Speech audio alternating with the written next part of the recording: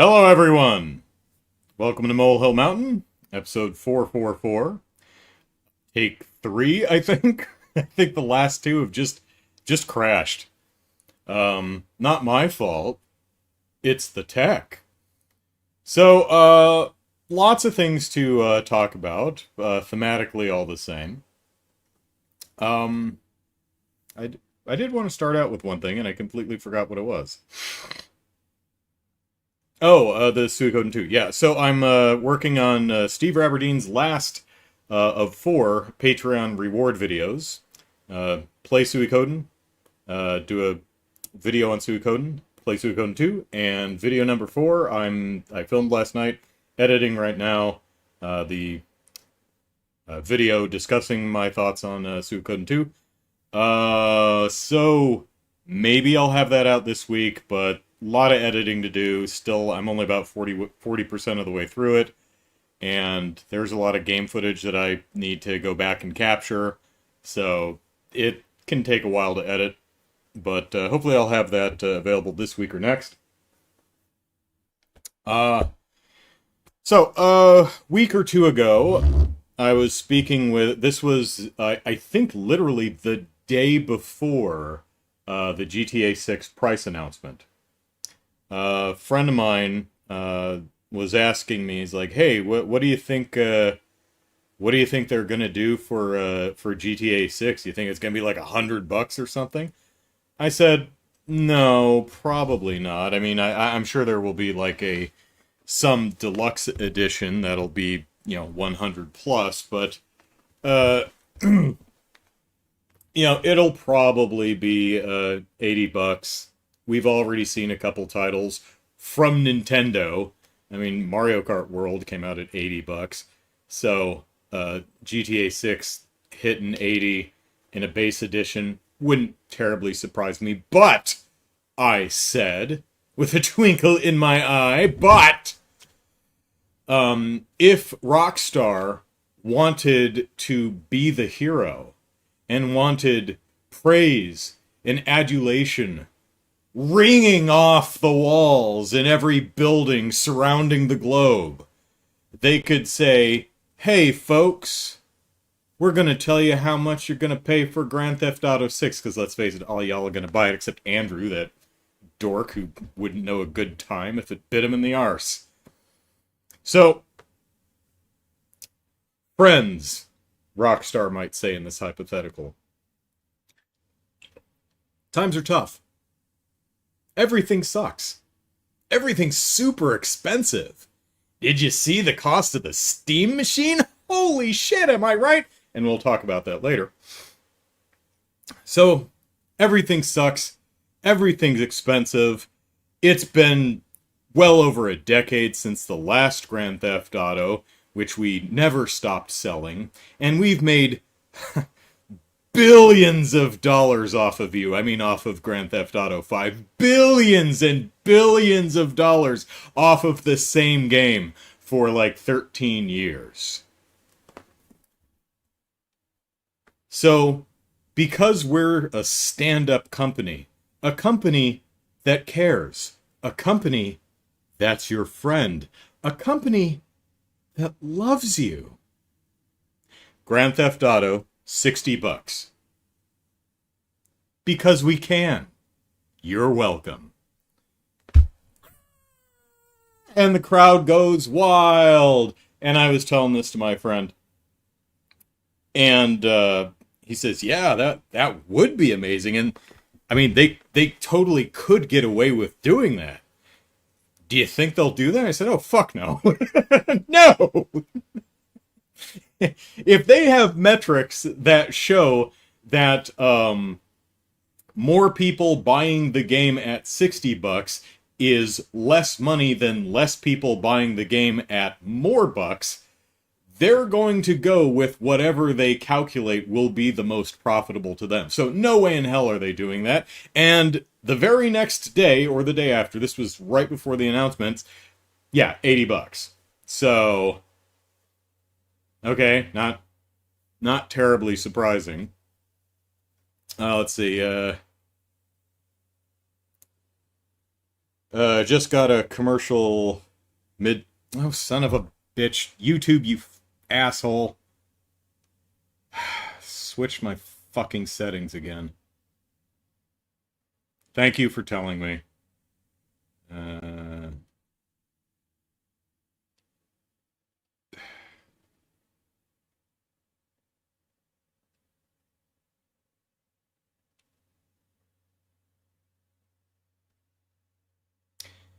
all right. There we go. That should fix it. YouTube will I have it set the ads for set to manual, which means you have to manually place them, and if you don't manually place them, they aren't there. YouTube will switch that to automatic if you're not paying attention. So I've had to get into the habit of checking the stream right before I go live and flipping it back to manual. Because when I start the stream, oftentimes it just flips to automatic. So I have to flip it back. And I forgot to do that this time. The thing I shouldn't have to do. So anyway, I apologize for that. Thank you for telling me that you were seeing an ad. Anyway.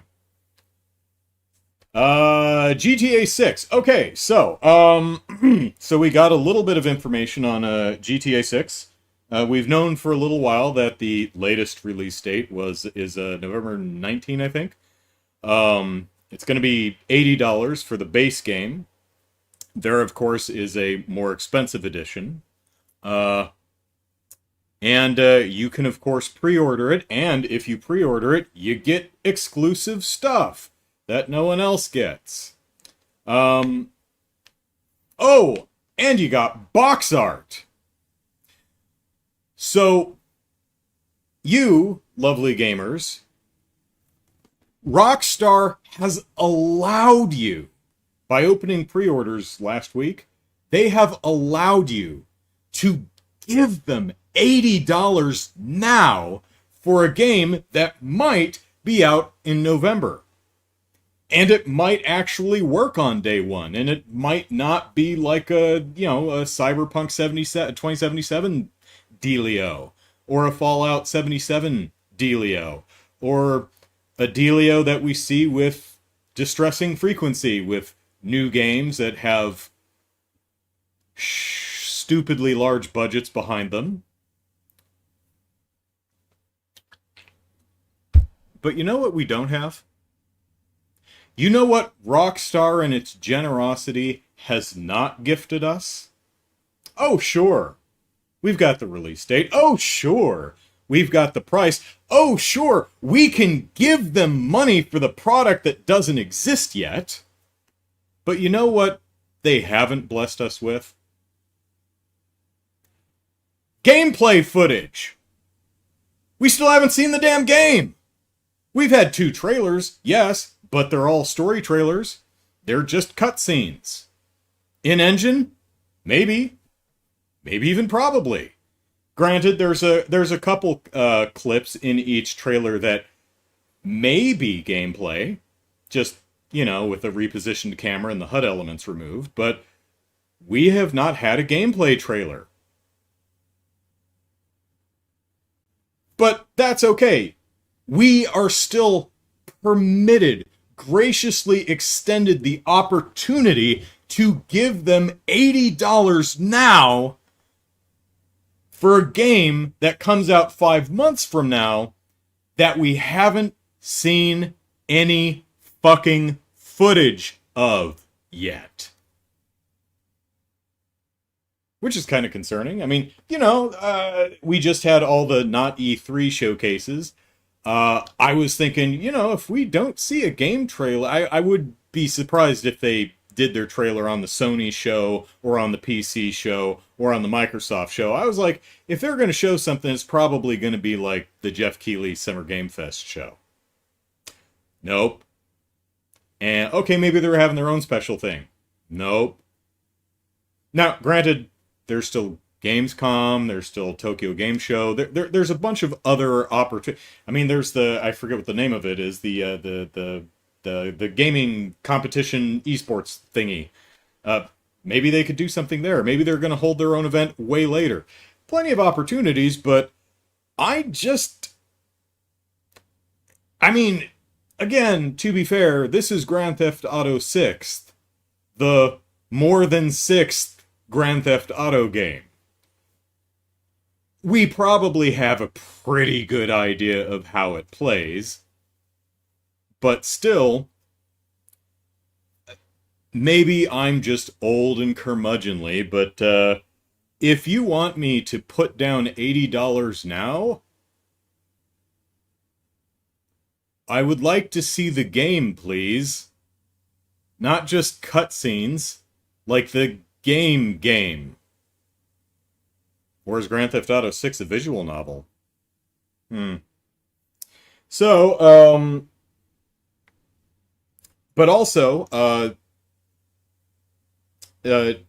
Rockstar appears to have yanked out a bunch of content to hold hostage for an additional $20.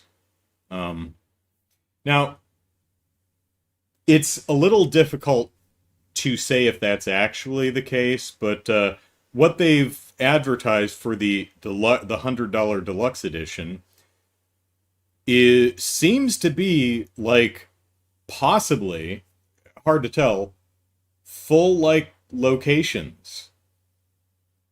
Like if it was just, hey, for the $100 edition, there's a few exclusive outfits, few exclusive guns, few exclusive cars, an exclusive hideout, few exclusive tattoos and hairstyles. You know, $20 gets you a couple extra cosmetic things.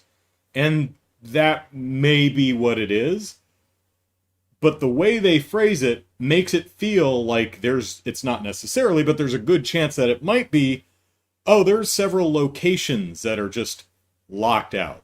For example, one way you could, in good faith, read the description on their site is tattoos are locked behind the the $100 edition. You can't ink up your characters unless you pony up an additional $20. That's probably not the case, but that is kind of how it reads. You know, it's unclear. It's like, wait a minute. Is the entire tattooing mechanic locked behind this, or just this specific tattoo, or these few tattoos, or maybe this specific tattoo parlor out of several tattoo parlors that dot the landscape? It's not entirely clear, but at best, what it sounds like it might be is there are just a few exclusive tattoo parlors and hideouts and garages and clothing stores that you only have access to if you pony up the ransom. I'm sorry, pony up for the deluxe edition. Which, if there's plenty of other tattoo parlors and hideouts and garages and clothing stores and stuff dotted around Liberty City or Vice City or wherever the hell this takes place, that might not be as big a deal. But here's one thing that kind of concerns me, a person who's not buying the game, so take that for what it's worth. I personally, as an old curmudgeonly person, or well, a middle-aged curmudgeonly person, definitely curmudgeonly, regardless of how old I am, I wonder what happens when I drive by the exclusive tattoo parlor in the base game. Is it just non-functional? Is the A button prompt or X button prompt on the front door just disabled? You can't go in? Is it permanently closed? Maybe.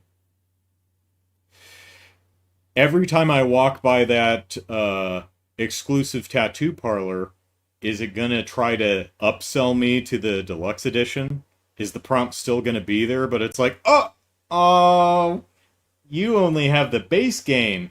Click here to go to the Rockstar Digital Portal or, PlayStation Store or whatever to buy the upgrade pack so you can get in and get access to some extra tattoos. I don't know. I hope not. That would be terrible.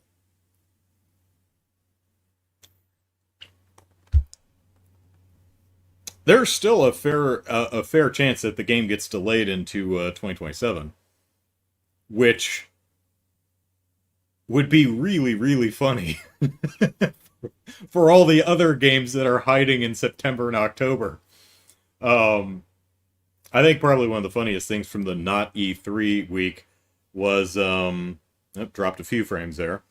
Um, was all of the release date announcements. They were almost all September and October, and sometime in 2027. They're like, oh shit, we're not doing we're not doing November. Nintendo will probably be like, Ocarina of Time remake, November. you know. Um, I'd say there's a solid chance. I think most likely it will be out in November, but man, the more time that passes that we've seen no gameplay just makes me wonder. It's like, I know you're crunching the shit out of your employees because you stomp the shit out of their union. Um, but are they, even with the crunch, are they going to make it by November? Hmm. Maybe you should throw more AI at the problem. I'm sure that would fix it. Let's see. I wanted GTA 6, but no physical edition is. Oh, thank you, Chaos. That's right.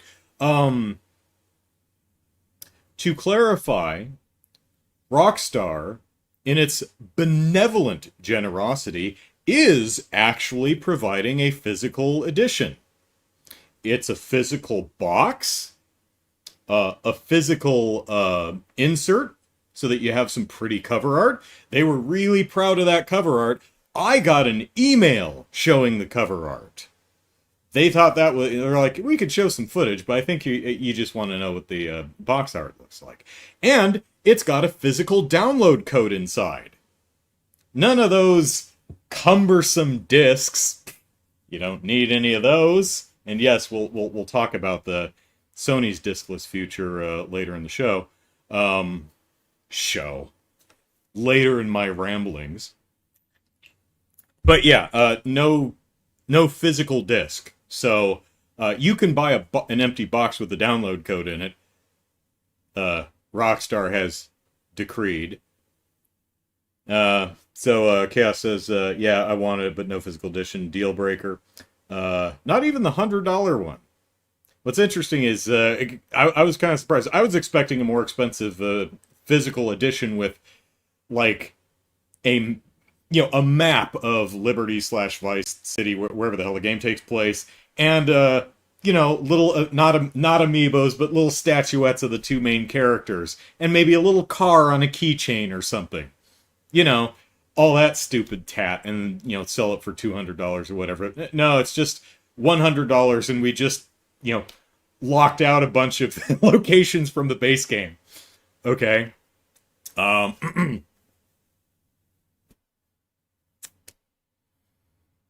So, yeah, GTA 6, huzzah. Let's see. Not surprised by the Steam Machine price. My SSD that I bought in January last year is 4 times the price. Good gravy. Yeah, I think everyone was predicting that the price was. I mean, I think Valve had like 2 years ago when they're like, yeah, we're gonna try and target like the 750 range. This is going to be essentially a PC in a little box, an actual game cube. But I think everyone's like, oh shit, that thing's going to be like $200 more. Is it going to be 900 and 950? Are they going to be able? Are they going to 999 it? No, the Steam Machine, base, the base price, the half terabyte storage, and no controller. And I would assume, I couldn't find it saying one way or the other. I would assume there's no game, not in the box, not preloaded.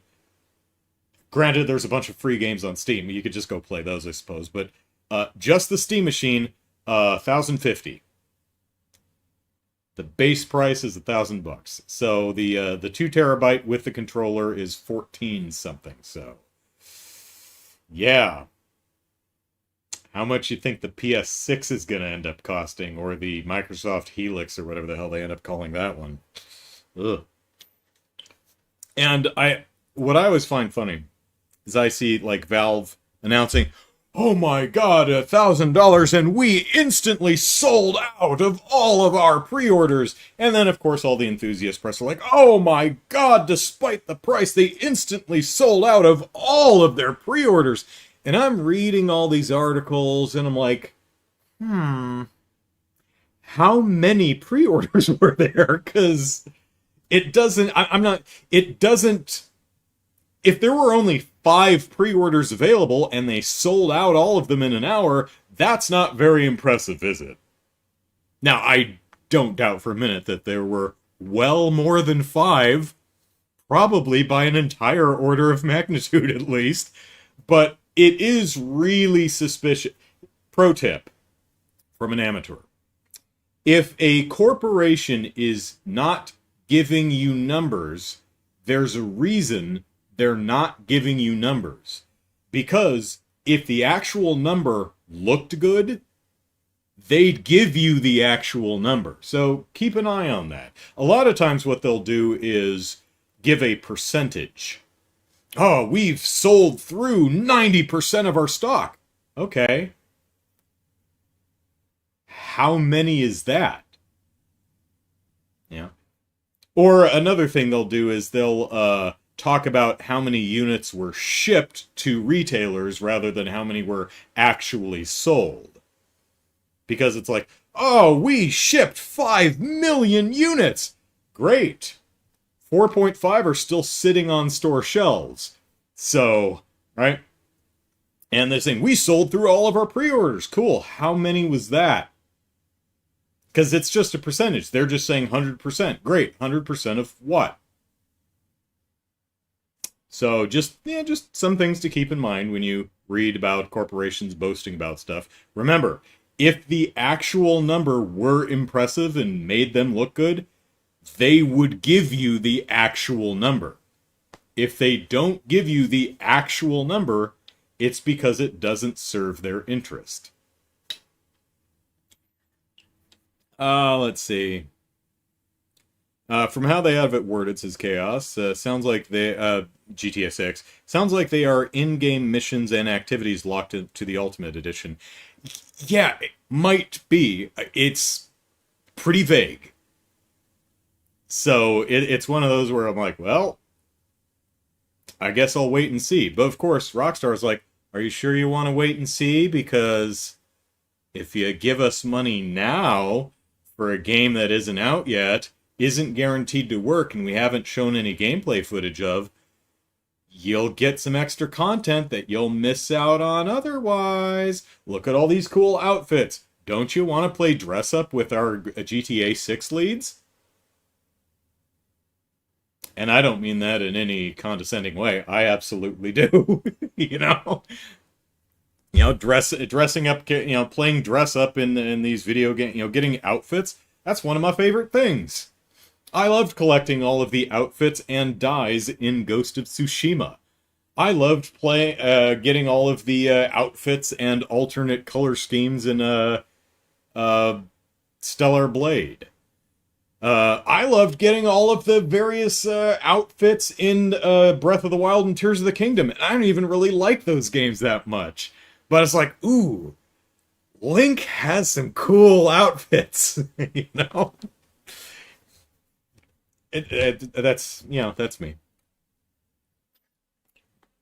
So yeah, I'm very easily swayed by extra outfits. So I certainly don't mean that in any condescending manner. I'm buying the Godzilla remaster instead. Comes out the same day. Oh, that's. I think there's 2 games coming out in November. One of them is that Godzilla remaster. I forget what the other one is. There's probably more than 2, but there was another notable one. Can't remember what it is.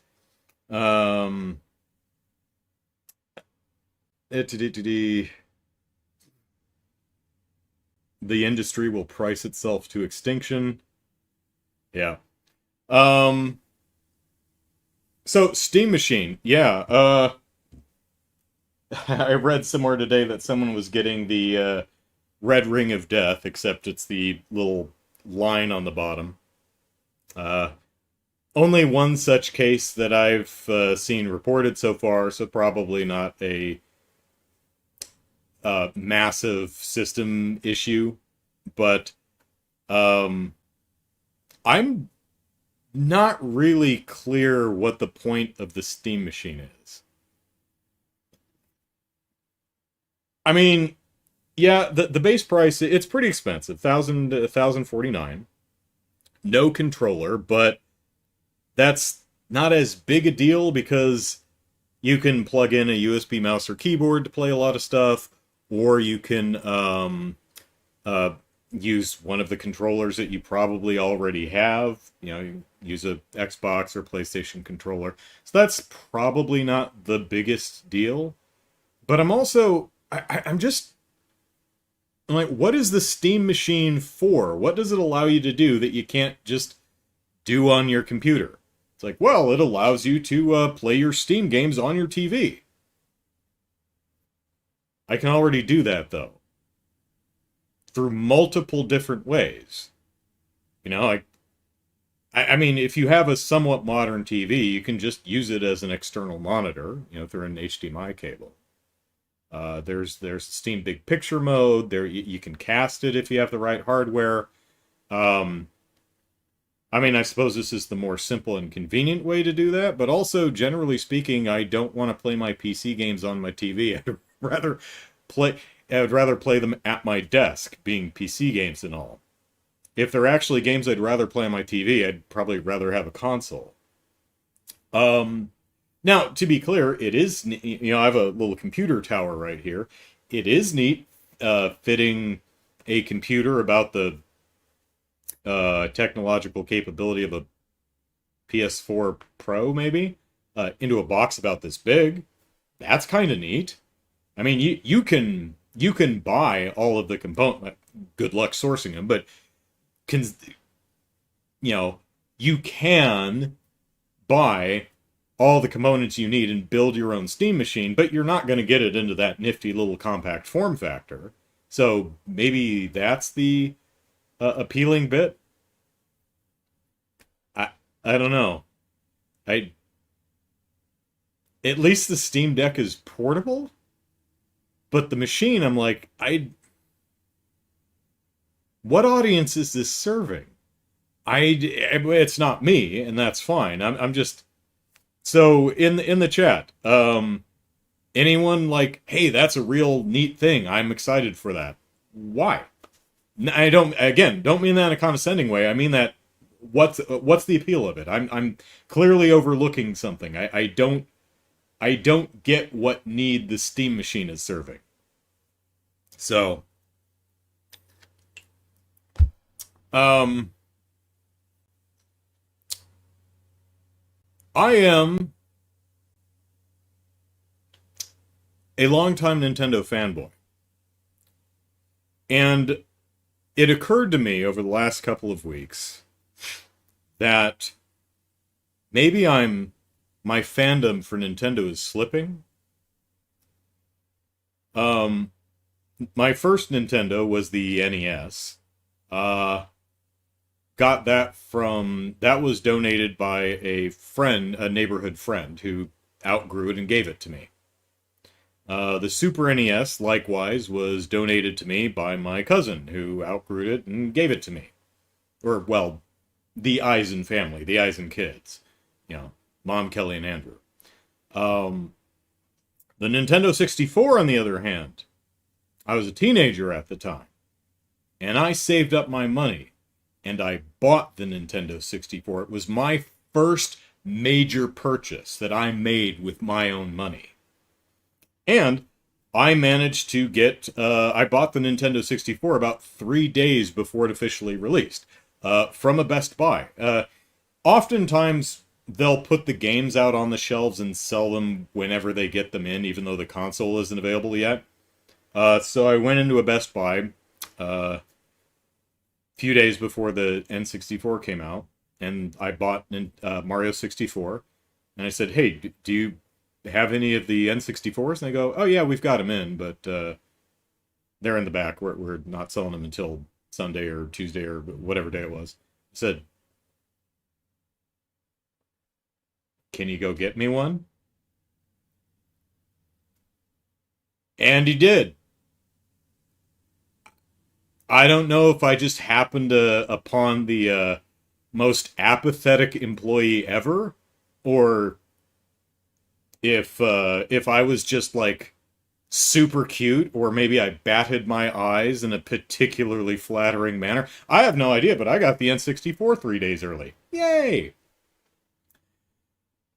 I bought the GameCube the day it came out. I went to a Walmart for a midnight launch. They had 64 consoles, 32 black, 32 purple.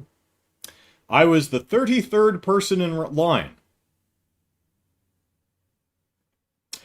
All 32 people in front of me got a black one.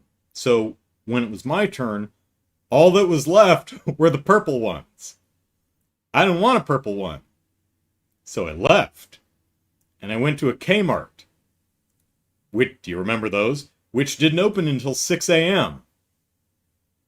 Or, well, the electronics section didn't open until 6 a.m. The store was open, but so I went into Kmart, like midnight, like 1 in the morning, and sat in the electronics section for 5 hours until they opened, and bought a black GameCube. And I got a cool inflatable GameCube chair, which I don't have anymore because it didn't last very long.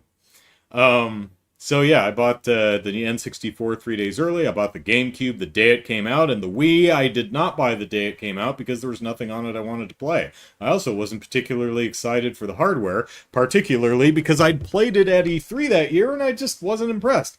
I don't want to do this to jump.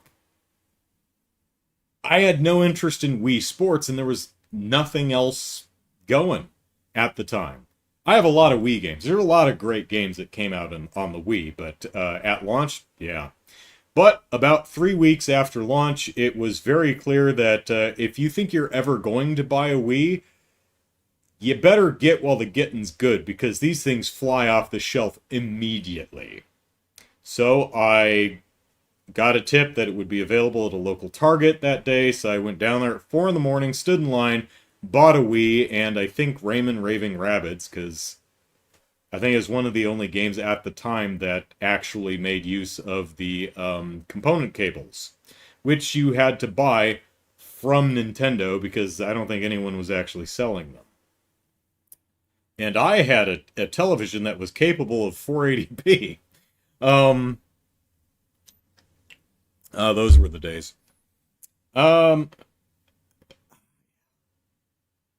Then the Wii U came out, and I didn't buy that one until about 3 months into its life. I think Zombie U came out, which was the game I was really looking forward to, and to this day is my favorite, not the best, but my favorite Wii U game. And for my money, the only one that actually uses the damn gamepad in an interesting way that changes how the game actually plays. Rather, most of them are just like, the map or the inventory's on the touchscreen. I mean, okay. But Zombie U actually incorporated the tablet into the gameplay. The game was later ported to the PlayStation 4 and the Xbox One. And you can play it, but it does lose something. Then the Switch came out, and I didn't buy it until the following September or October. It came out March 17th, 2017. I didn't buy it until I think the following October when Mario Odyssey came out, because there was just nothing on it I wanted to play. Zelda Breath of the Wild launched, but that was a Wii U title, so I could easily get it for the Wii U. Wasn't much of a difference between the Wii U and the Switch. Ran at a little bit better resolution. I think the Switch version ran at 900p compared to the Wii U's 720. Yay.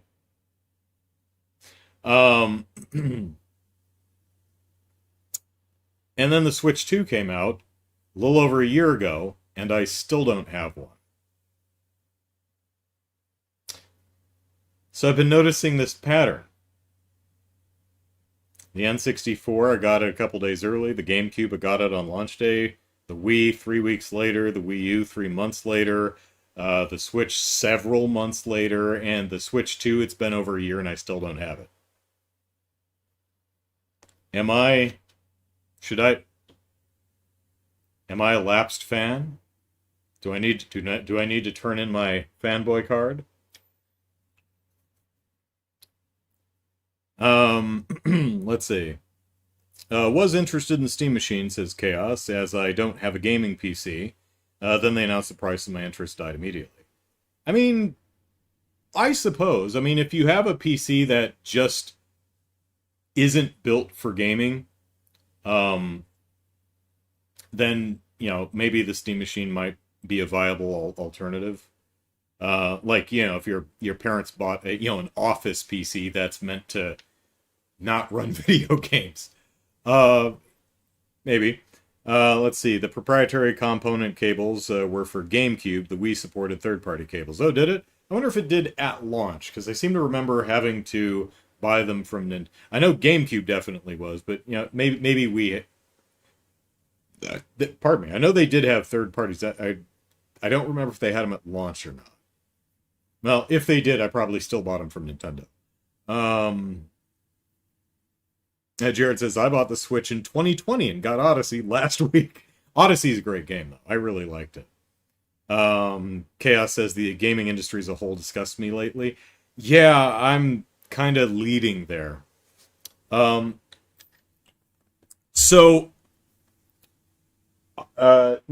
did not have much presence at the various not E3 presentations. Obviously, they'd have their own, and they did. And I went into that presentation thinking, okay, this might be it. Like everyone else, Nintendo's doing a mid-generation price increase of the Switch 2. It hasn't happened yet. It's going from $450, which was already pretty pricey, I think, to $500 September 1st. So if I'm going to get a Switch 2, I should probably buy it before then. Save myself $50. But the problem is, there's almost nothing on the Switch 2 that I want to play that I need a Switch 2 to play. There's really one game. Donkey Kong Bonanza. I think that looks like a hoot. I'd really like to play it. Not crazy about spending $70 to play it. In fact, I'm not. But that game looks really cool. But Metroid Prime 4? I definitely want to try it, but it's also available on the Switch. So, I don't need a Switch 2 to play it. Rhythm Heaven Groove? I'll talk about that one a bit more in depth in a minute, but that's a Switch game. You can play it on the Switch 2, but you don't need a Switch 2 for it. You can play it on the Switch. Which is not to say there's nothing good on the Switch 2, it's just there's not much for me on the Switch 2. I don't care for kart racers, so Mario Kart World, good as it may be, just is not a game that appeals to me.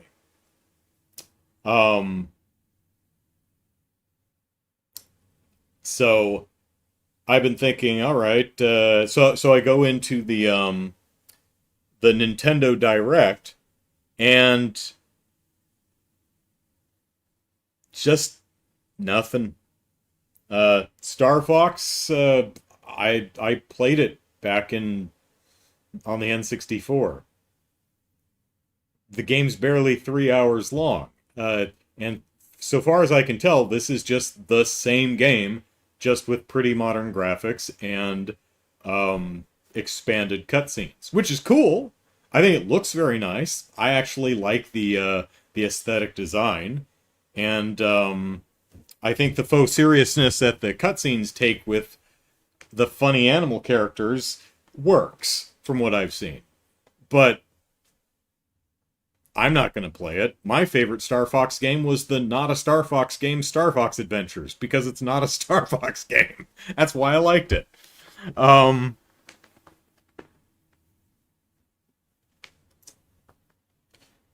I'm actually kind of interested in that Yoshi game in the mysterious coloring book, whatever it's called.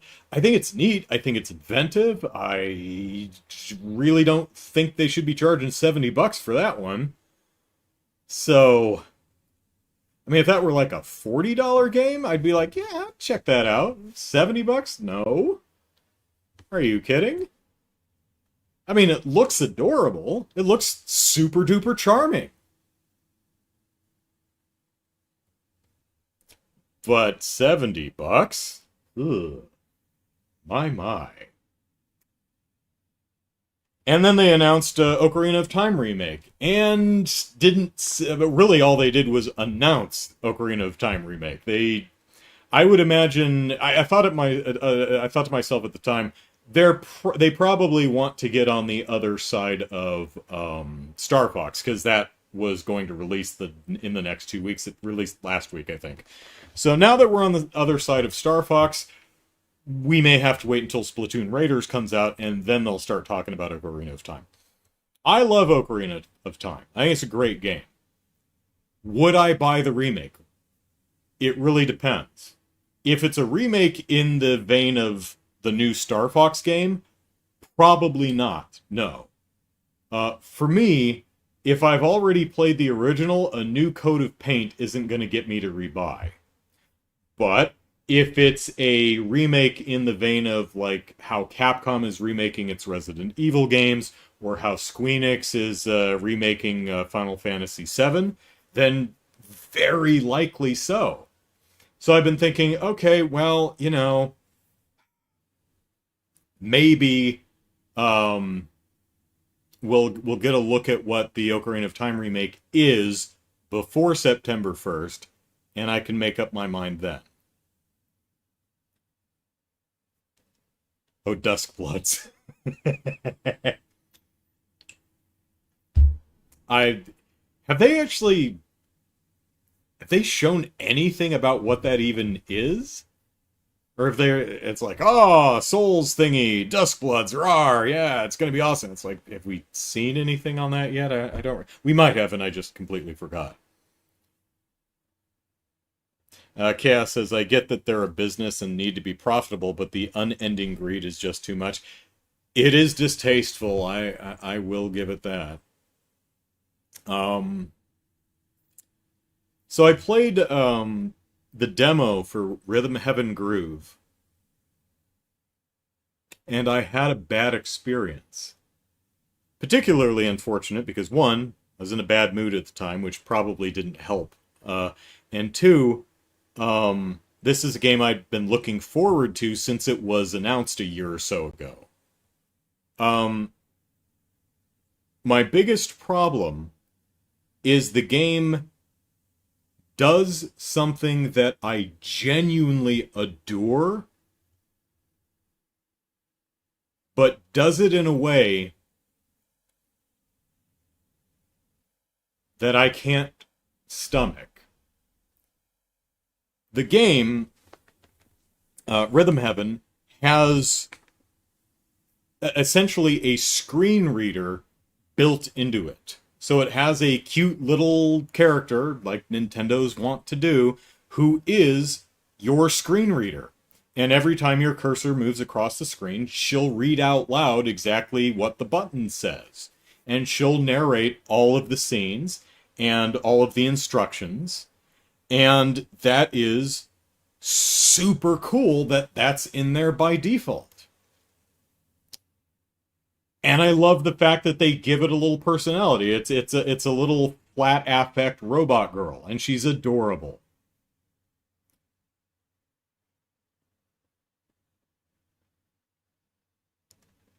I love Monster Hunter. So I played the demo for Monster Hunter Stories 2 when that came available a couple years back. I decided the game wasn't for me. And I didn't buy the game. The reason was Navarro, the cat, who has, to be fair in both languages, the most gratingly off-putting, annoying voice that any cartoon character could ever hope to have. Yeah, I'm that shallow. Similarly, the actual voice used for the text-to-speech feature for the screen reader is like someone jackhammering my eardrums after first wrapping the tip of the jackhammer with razor wire and sprinkling salt on it and peeing on it for good measure. I can't stand I can't stand it. It is so I it's like that particular tone was created, developed in a lab specifically to aggravate my tympanic membrane specifically. Luckily, you can turn it off, which is good. Unfortunately, it doesn't completely turn off. It only mostly turns off.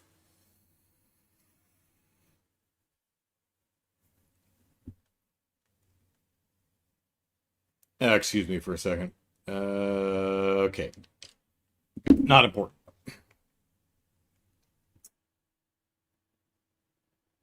There is a screen in let me pull it up. I don't have a picture to share, but I just want to make sure I'm getting the dialogue right. Where is it? Here we go. Okay, so when you go into the screen reader settings, each of the options, no reading aloud, which doesn't turn it completely off, read the words, and read and describe. The description for read and describe is, she won't always be on screen, but this is the girl who does the reading. She may occasionally make mistakes. And I went, well, that's the language of LLM-driven AI chatbots. I don't think the screen reader is generative AI. There'd be no need to do that. That this type of text-to-speech technology has existed for a long, long time. But that rubs me the wrong way. I don't know if there's a right way to rub me, but that's definitely one of the wrong ones. I confidently say. I chatted with someone online, and they said in the original Japanese, the text there was something more along the lines of, but sometimes she'll read it wrong.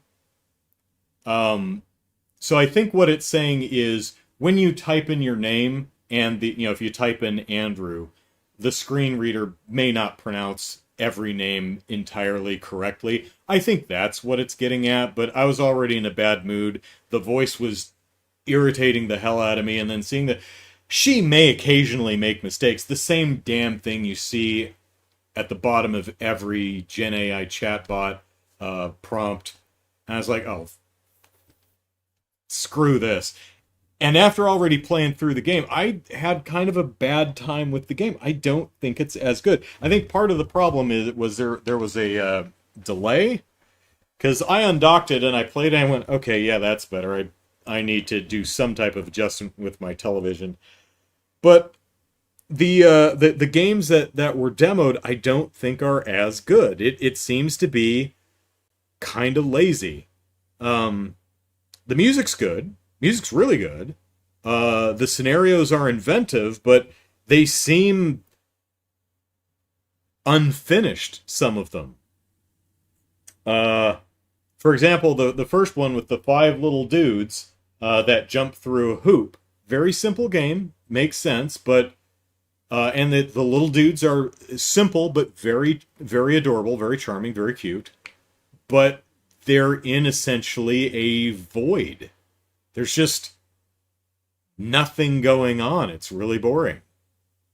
And they've had a lot of simple games in the past, but they usually expand and you know uh, build to some sort of climax. They add stuff. This one's just kind of dull. The umbrella, a couple of them also were not clear that I was failing. Like the umbrella one. I was like, oh wow, I got perfect. And then I failed. I'm like, wait, what? And I had to replay the game and really stare. Usually these games make it explicitly clear when you miss something, because one of the other characters on the screen will go, the hell was that? You know? But this one, the character next to you barely cocks an eyebrow. Just kind of just does a little eyebrow cock and looks at. No big. I completely missed it the first time. There's a mini game where a woman's throwing a frisbee at a dog and the dog jumps up and catches it. It's a great mini game. It's cute, but the little dog that's by you doesn't do anything. It's barely even animated. It feels unfinished. The gal throwing the frisbee at you, she's adorable, but from the neck up. From the neck down, it looks like placeholder art. Her body is just a gray silhouette. Maybe a stylistic choice, but it feels like placeholder. Like they designed the head, but they weren't sure what the outfit was supposed to be yet. And they didn't get around to actually designing the rest of the character. It looks unfinished. So yeah, my first experience was like, oh wow, this is garbage. I hate this. I'm mad and I'm in a huff and I don't like anything. The world sucks. Meh. You know, I was just in a mood. But I went back and I tried it again and uh, got into the groove. So yeah, I'll definitely pick up Rhythm Heaven Groove. Also, it helps that it's $40. It can be done. And you know, maybe the demo is actually old and it is placeholder art. Who knows? Anyone who's played the game probably does. So, in light of this, the Steam Machine coming out at over $1,000, GTA being 80 base price, seemingly holding back content to upsell you, possibly doing that within the game, expecting us to slap down money 5 months, or a lot of money 5 months early for a game we haven't seen any footage of yet. Xbox doing a third price increase. And then Sony, earlier this week, announced, a little bit before then, that they were not only, you have the ability to buy movies through the Sony PlayStation Store. I guess they lost the license or something expired for the Studio Canal films, so they removed 500 some titles. And by removed, I mean deleted them from the accounts of the people that paid for them. Analogous to coming in your home, grabbing the DVDs off the shelf, and walking out. Stuff people paid for. But in Sony, and not just Sony, but all their minds, we don't own our video games. We're buying their permission, their revocable permission, to access their games until they say no. So they did that. Then they announced that the Vita and the PlayStation 3 store were closing. Now they did that 2 years ago, and then everyone pitched a fit, and they went, "Oh, sorry, all right, they'll stay open." They're closing those stores, and on the same day announced, by the way, no more physical discs starting January 1st, 2028.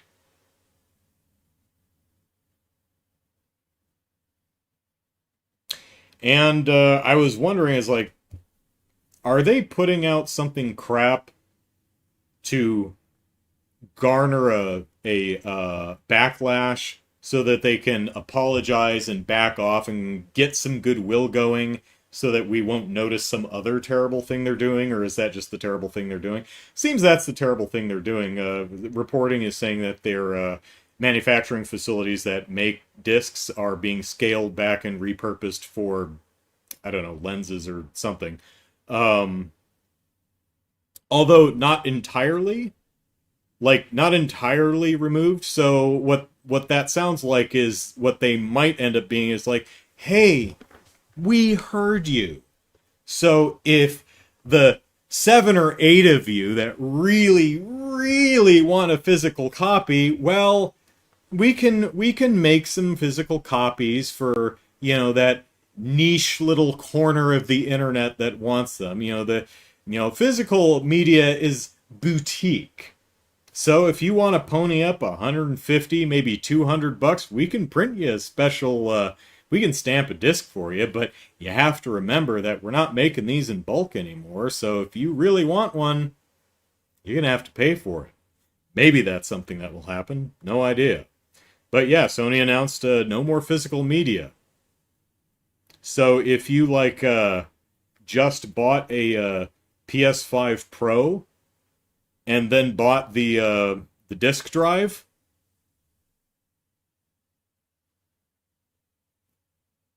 enjoy it while you can use it.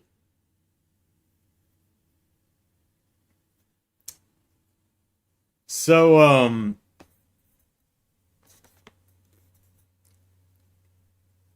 well, I may not get a PS6. I mean, first of all, it's probably going to be over $1,000. Second of all, it almost certainly will not have a disk drive. And even if there is one available, maybe they'll sell a disk drive attachment, but we'll probably be paying through the nose for physical versions of our games. And all this would be sad, but wouldn't be as big of a problem if we could address the issue of digital media ownership. I think the thing that chaps my ass the most is the way that Sony and other companies phrase these announcements as if they're looking out for our best interests, as if they're doing it for us. Sony lies, saying things like the customers have spoken, and let me probably have it here somewhere. Hang on just a second.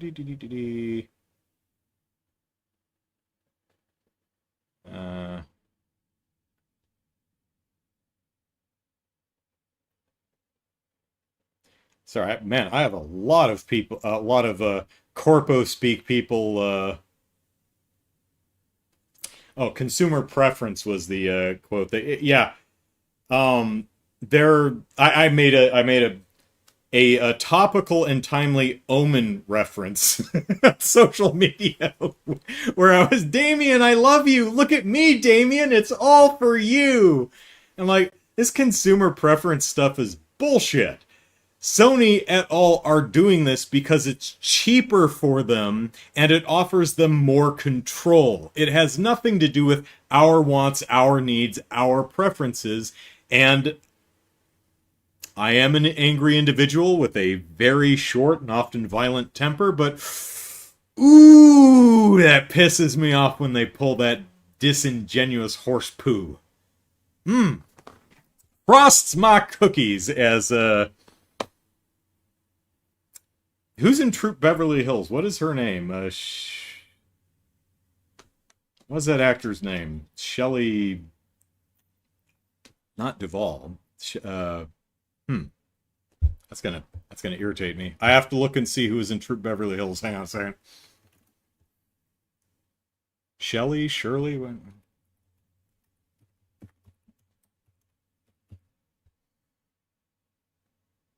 Come on, IMDb. I know you know this movie.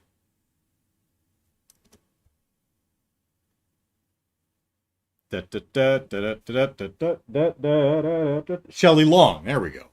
Yeah, that Chaos beat me to it. Well done, Chaos. Shelley Long.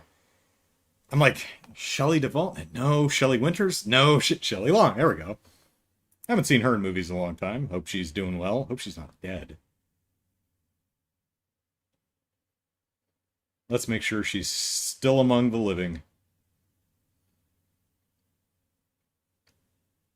She lives, or does not have a reported date of death, at least. So, because I remember talking to my sister, it's been a couple of years now. It's like, I was humming a Whitney Houston song. I'm like, I was trying to think. I'm like, what the hell song is that? Oh, that's Whitney Houston. You know, I haven't heard from her in like a long time. I wonder what she's been doing. Google, Google, Google. Oh shit, she's been dead for almost 20 years. Why didn't anybody tell me? So, yeah. Anyway, yeah, like Chaos, I'm not feeling really great about the game industry at all. It's video games are toys. They're entertainment.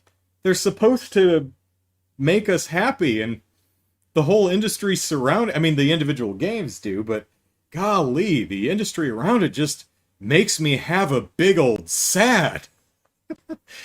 Oh. Even Nintendo, who seems to be the least worst of all of them. I sit here questioning, like, am I even going to get a Switch 2? And there was the Prime Day, Prime Week sale, and Metroid Prime 4 went on sale for $45. Shit. Should I, go ahead and get the I started thinking to myself, yeah, there's not much on the Switch 2 that I actually want, but even if Ocarina of Time isn't a game that I end up wanting, it's Nintendo. There's gonna be some the Switch 2 is doing just fine. It's got years left in it, almost certainly. So if I buy it now or this summer, I'm making an investment for the future. There will probably be games over the next several years that I want. Plus, one thing I didn't mention is Nintendo rarely ever drops the goddamn price of their games. So like Donkey Kong Bonanza is like going to be $70 forever. Although Prime 4 did go on sale. So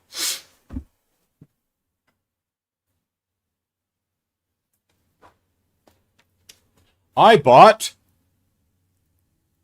the Switch version of Metroid Prime 4 for $30, because that was on sale too. Because if I get a Switch 2, I can just spend $10 to upgrade it to the Switch 2 version and have saved myself an additional $5 anyway. But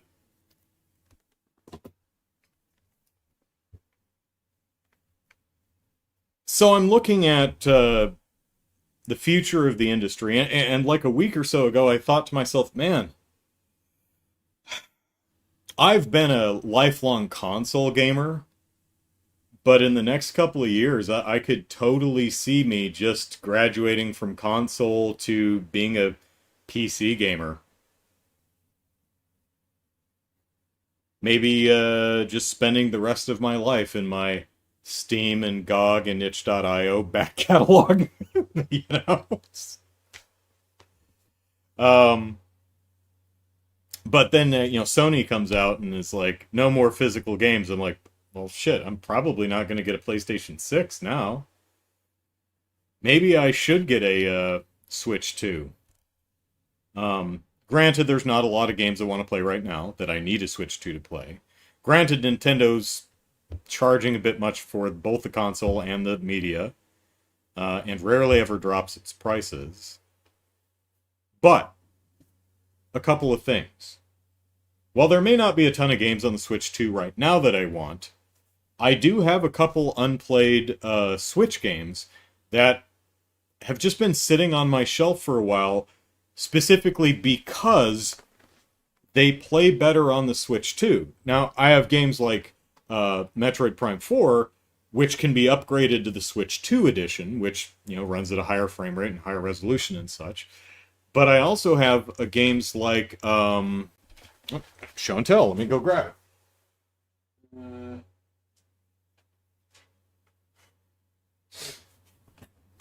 Link's Awakening, which doesn't have a Switch 2 edition, so far as I'm aware, but didn't run very well on the Switch. Had some frame rate issues, but from what I understand, runs at a locked 60 on the Switch 2. So while there may not be a ton of games on the Switch 2 right now that I want to play, my actual Switch games that I haven't played yet will play better on the Switch 2. Plus, the Switch 2 likely has another 4 or 5 years in it minimum, possibly even more. And it's unlikely that Nintendo is just going to stop producing cartridges for the Switch 2. So, I'm feeling more optimistic. I mean, 750 or 450s still a chunk of change, but feeling a little bit better about possibly buying a Switch 2 in the next, this month or next.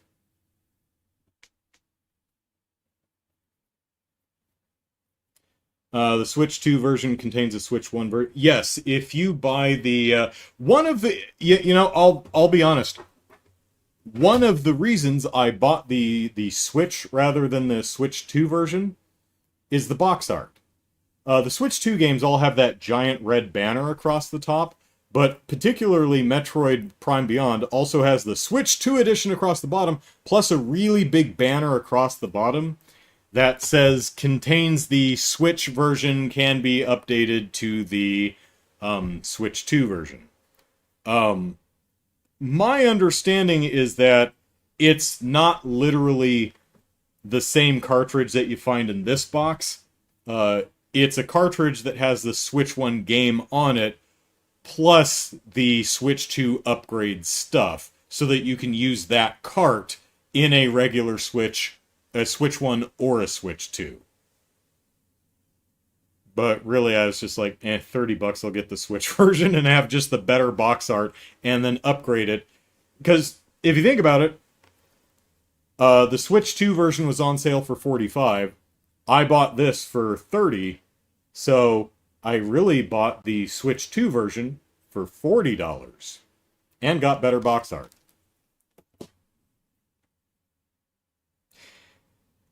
And if all else fails, there are a lot of small studio and indie game developers who are creating a lot of really, really cool stuff. I've been spending a fair amount of time on Steam and other digital platforms for the past couple of weeks, just kind of browsing around and looking at stuff and trying out a bunch of demos and being really impressed by a lot of the stuff I'm seeing. Just some genuinely great stuff. I mean, nothing that looks as good as God of War, Lao Fei, or Ghost of Yotei, or any of the way over budgeted modern AAA games, but still great fun games nonetheless. So even if Nintendo goes from least bad to going more in line with its contemporaries, I guess we'll still have that, because there will be a lot of single person developers, small team developers, small independent studio developers who are trying to make money, yes, but at least a part of their calculus is a love of art, a love of the game. Something that is very, very often seems, at least the perception is, completely missing from the, executives and up when you're talking about the larger companies. My perception, at least, is none of the people who actually, from management on up to executive, very few of them actually give the slightest, most remote shit about the product that they actually make, or the people that make them. And that's makes me feel gross. But I've been playing a bunch of demos over the last few weeks, and some of them can be a little rough, but at least perception-wise, there's enthusiasm. There's there's passion and love there. And it doesn't always work 100%, but it's at least there. I'd much rather play an interesting failure that someone poured their whole heart and soul into than a very, very pretty cookie cutter 4 quadrant soulless game that plays just fine and is fun, but just feels like was put together primarily via corporate mandate and succeeded only because a bunch of underpaid and overcrunched employees who actually do give a damn bled and cried and sweat until they could actually get something to work under the most impossible of conditions.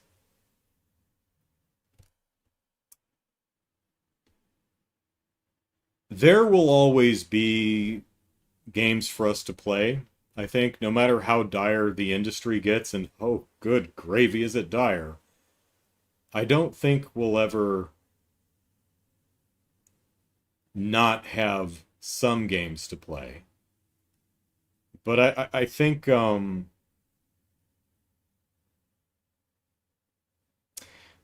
there's the meme of the little girl from whatever commercial that was, why not both?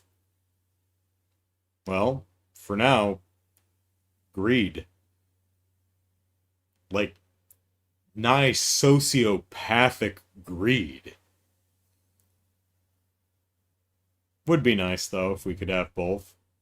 I'd love to I'd love to be able to enjoy really cool AAA big budget, pull out all the stops, all the bells and whistles, ridiculously gorgeous games, and play, the smaller, more personal stuff too.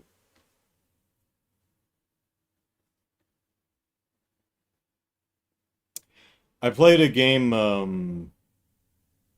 yesterday or the day before called Fuga, Fuga, Melodies of Steel or something like that. Weird little game. Um, it reminded me of it kind of has the battle screen of like an Advanced Wars game. You're a bunch of anthropomorphic cat children who are stuck in a giant tank that looks like something out of Metal Slug. And the bad guys, who are anthropomorphic Dobermans, started a war, and your families and neighbors and stuff all got kidnapped, and you found a magic tank. Good on ya. So now you're driving across the country, shooting the crap out of the bad guys, trying to find your families.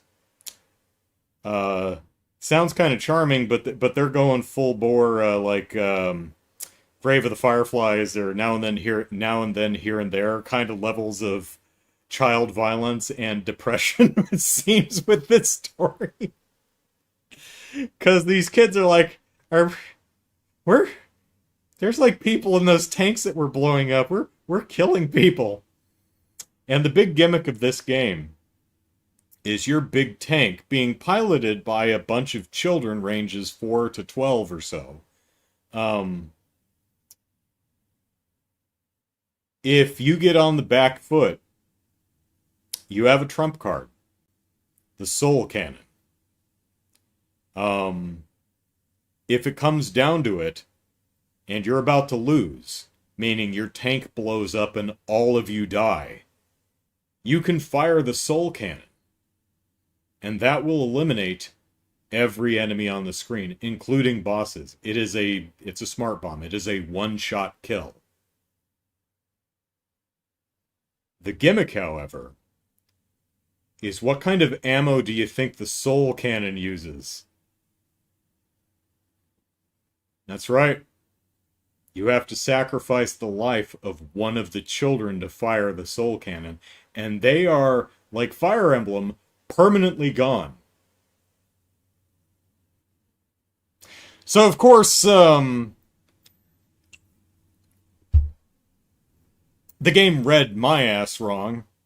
I was like, oh, you think I won't just shovel the children into the soul cannon like so much coal? You think that's gonna bother me? I'm a heartless bastard. The 4-year-old was the first one to go. I'm not kidding. That's actually an untenable way to play the game. You'll just run out of children before you get to the end of the game. You don't have enough you don't have enough soul bullets to do that. It is pretty funny if you're a sicko like me though. But it is definitely a game that I would play like I play Valkyria Chronicles. No one dies on my watch. And if I played Fire Emblem, I would play the same way. You know, if anyone dies, I'm reloading. No one dies. The graveyard remains empty. Come to think of it, I wonder, you have a graveyard in Suikoden 2 that never does anything. Some of the characters can die, is my understanding. I wonder if they die in battle, if they get I would imagine they do, right? If like one of the characters falls in battle, then that's where they end up, is the graveyard. I didn't even think about that till now. The graveyard's not in the script, so it doesn't matter. Chaos says plenty of Switch games that play better on Switch too. Yeah, that's what I was going for with the the Zelda Link to the Past, the Link's Awakening rather, remake. Whoops. Frame rate issues on Switch 1, but apparently locked 60 on Switch 2. So yeah, the industry's kind of a mess.